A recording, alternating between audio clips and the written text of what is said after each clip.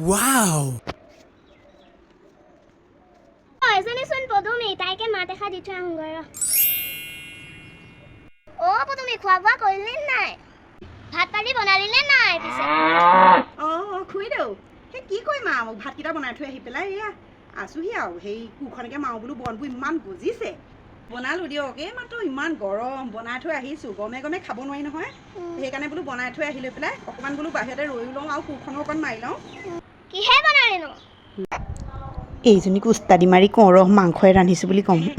বনাম আৰু মাংস অকণমান আনিছিলে আমাৰ ৰাতিপুৱা মানুহজনে সেই মাংস অকণকে বনাই থৈ আহিছোঁ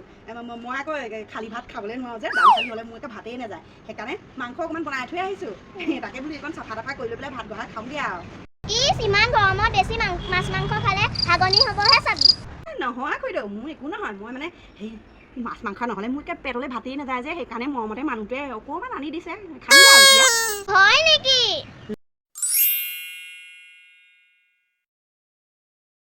ভাতকেইটা খাই ল'লো তামোল এখনো ঘৰত নাই ফাঁকি দি থৈ আহিলোঁ বাপেক দাইল ভাত খাই লৈ মাংস বুলি কৈ মানুহৰ আগত ফিটাই মোৰ আৰু মজাই বেলেগ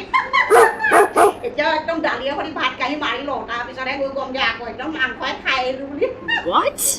অ' তুমি ঘৰত আছনে তই ঘৰত মানুহে নাই হ'বলা সোমাই যাওঁ ৰ ঐ চোন অকণ দেচোন